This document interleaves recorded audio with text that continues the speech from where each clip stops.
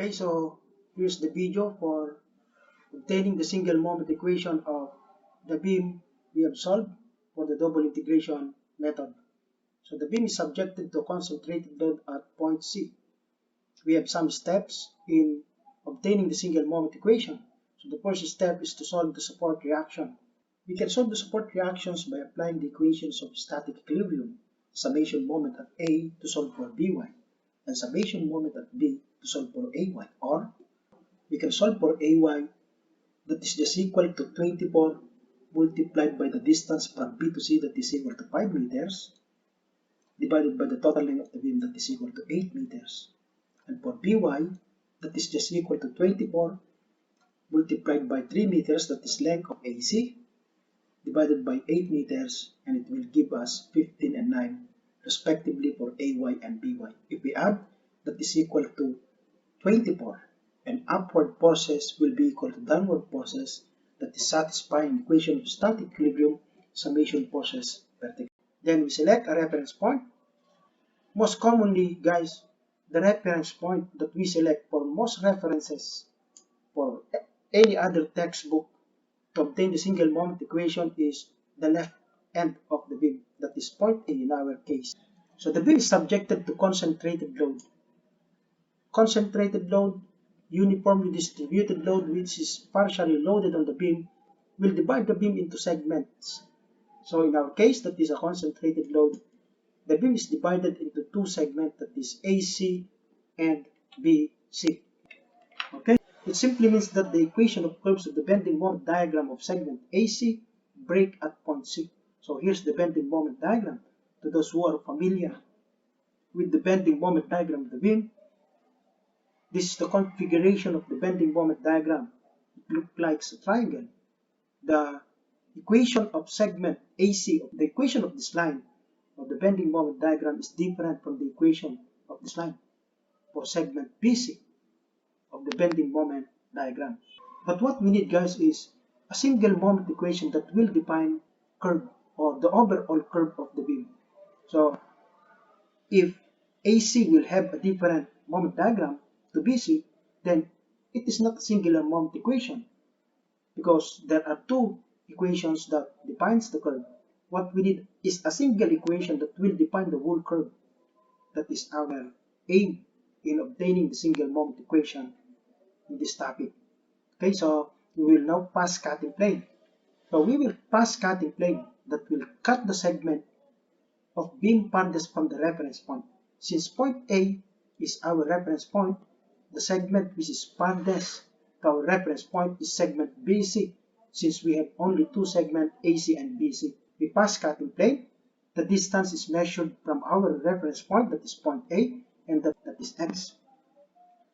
Then we will draw the free body diagram using the left part cutting plane as our free body diagram. So here's now the free body diagram. We have here the distance from point A up to the cutting plane, which is equal to X. Since AC is equal to 3 meters, we can be able to solve the distance from cutting plane up to point C where the concentrated load was applied, and that is just equal to X minus 3.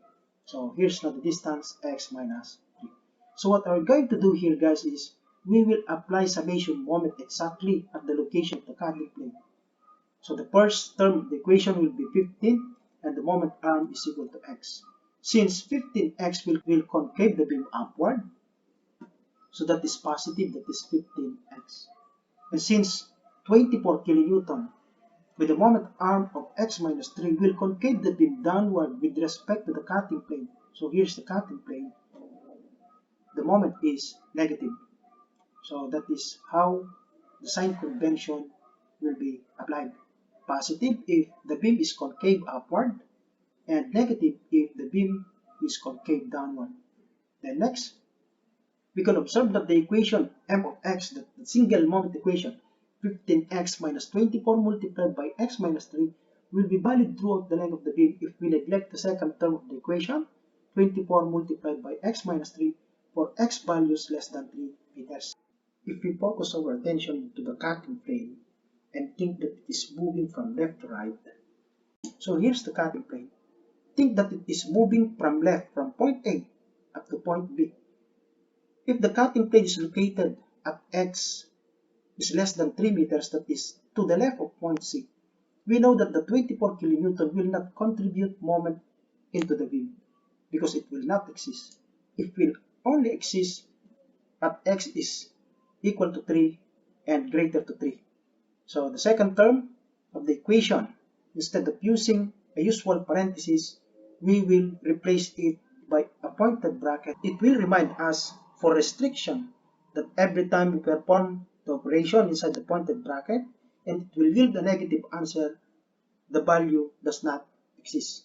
Okay, so here is now our single moment equation. We replace the usual parenthesis with the pointed bracket to have a single moment equation. So every time we perform the operation inside the pointed bracket and it will yield a negative number, the value will not exist. So it means that at X is less than 3 meters, 24 kilonewton will not exist. Okay, so we proceed. If we now assume values of X with the increment of every 0.5 meter and substitute into the equation, we can find the points that if we connect together, the graph of the bending moment diagram will be constructed. Okay, so the single moment equation will define the graph of the bending moment diagram. So we can prove that this single moment equation can define the graph from point A up to point B of the beam. So that is throughout the length. It will define the curve of the bending moment diagram.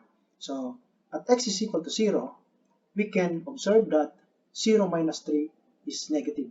So since this is negative, it will not exist. That is how we apply the important note that at every time we perform the operation inside the pointed bracket, it will yield a negative number, it will not exist. At X is equal to 0.5, we can observe that 0.5 minus 3 is also negative. Value will not also exist. Then it will only exist at X is equal to 3 meters. So that is 0. It is not a negative number, so therefore it will exist, but 24 times 0 is equal to 0. So 15 times 3 is equal to 45 kilonewton. So take note guys that if 24 multiplied by negative 3 will not exist, then the second term is not added to the equation. So 0 is just equal to 15 multiplied by 0. And 7.5 kilonewton meter is just equal to 15 multiplied by 0.5. Since negative 2.5, the value inside the pointed bracket, will not exist for negative numbers. Okay, so we continue.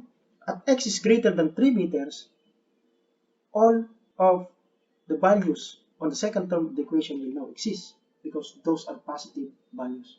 So from X is equal to 0 to X is equal to 6 meters, we have corresponding moments.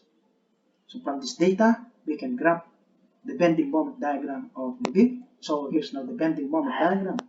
The curve now, the first degree curve, so that is considered as curve because straight lines are first degree curve.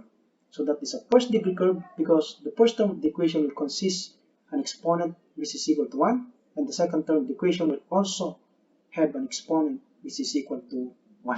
So that's all. I hope that it will help you to understand on how to obtain single moment equation that we're going to use to solve slope and deflection using the double integration method. To those who wants a copy of this file in PDF as reference, like and subscribe. Comment down below your email ad and I will send it to you. Thank you.